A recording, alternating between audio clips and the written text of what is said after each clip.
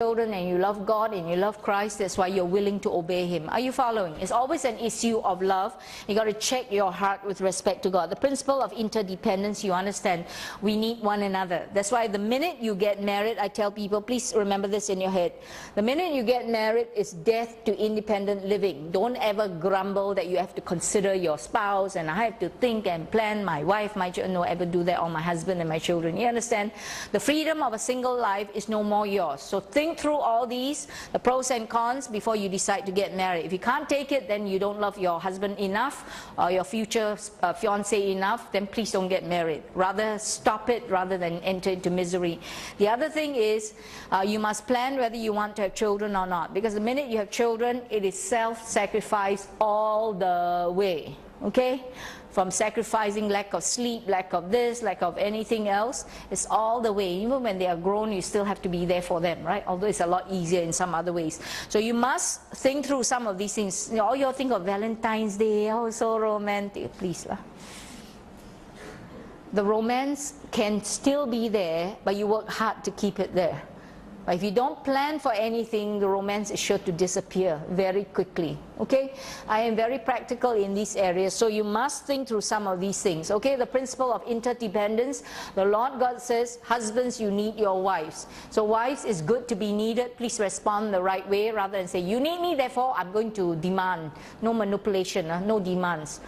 It's a principle of need. I need you, you need me. Is so good that you know, God's given you both. I have you and you have me, and then we can be you know, serving God together. You understand? Learn to like these principles, because that's what God has built into a marriage. For marriage, you must understand man is the head of the wife and thus 100% responsible to God for whatever happens in his home.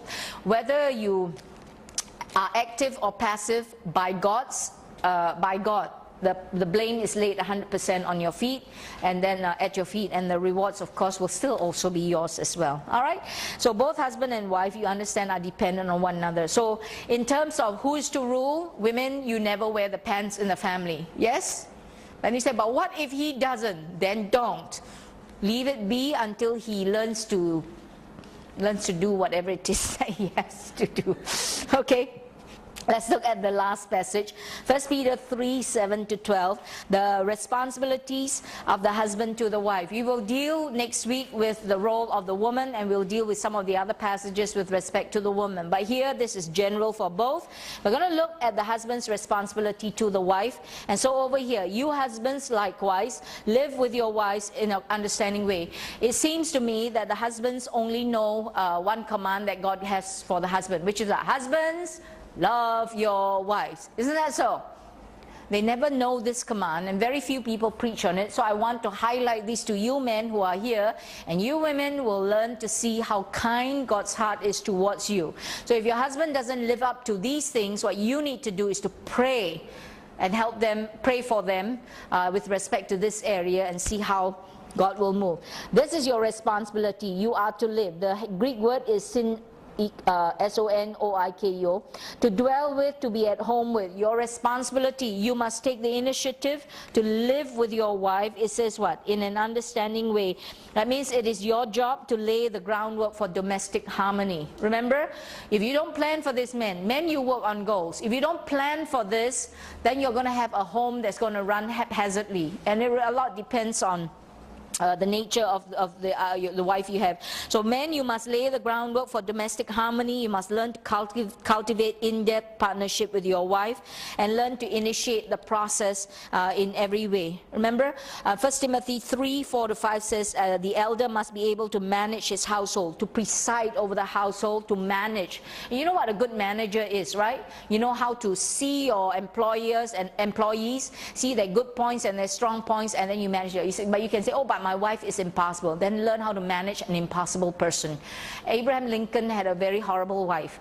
A story was told of how, you know, he had to run running on the White House lawn because his wife was chasing him with a knife, wanting to kill him. She was a little bit mad.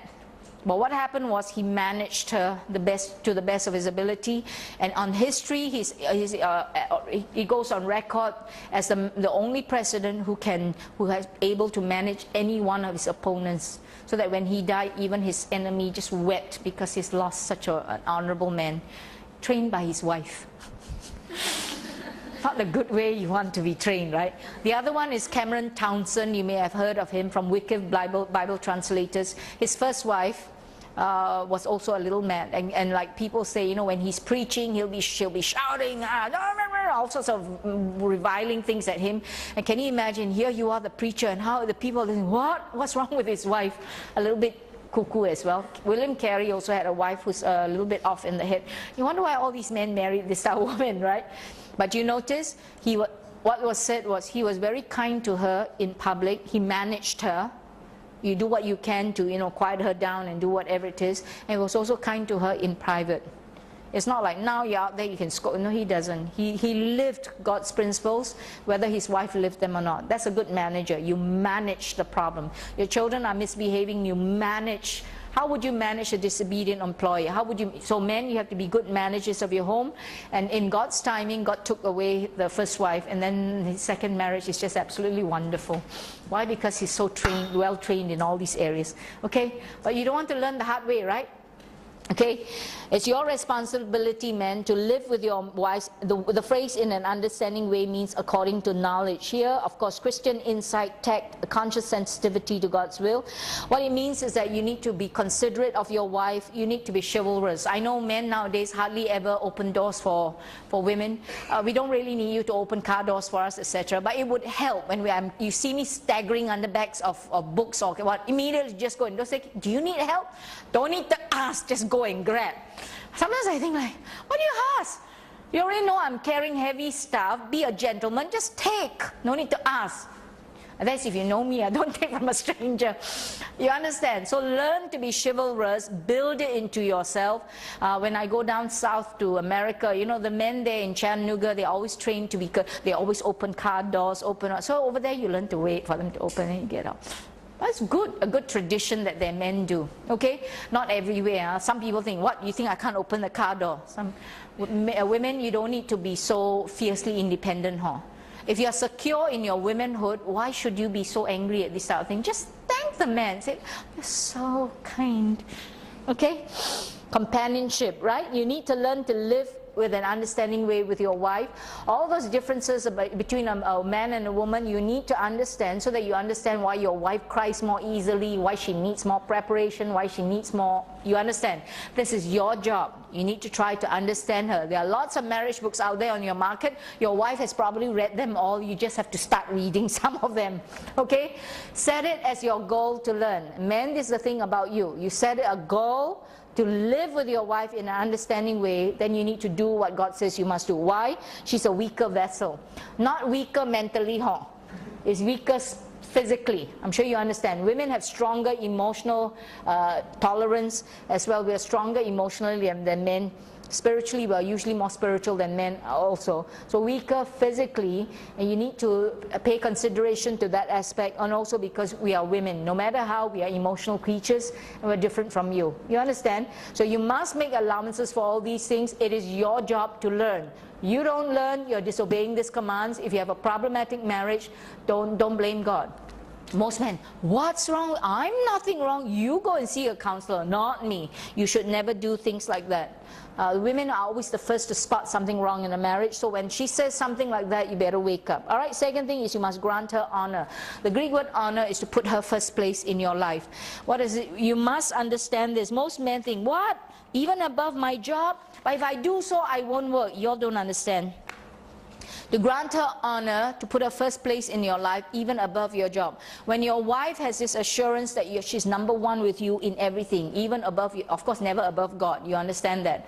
But first place in your life above your mother, above your, everything that you're concerned about, you notice this is a strange thing that occurs in a woman's mind.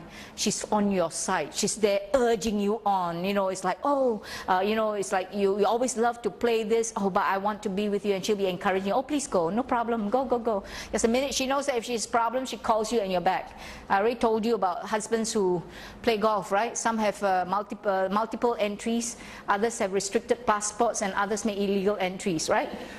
Like my friend, her husband, they say, you can make multiple entries. Why? Because she knows His wife is totally confident. Anytime she has problems, she calls. He's a family man throughout. So she's the one, go, go, go, please go enjoy yourself, go de-stress, go whatever. And men, you must understand, most women are like that. I can't say all because I don't know who you marry.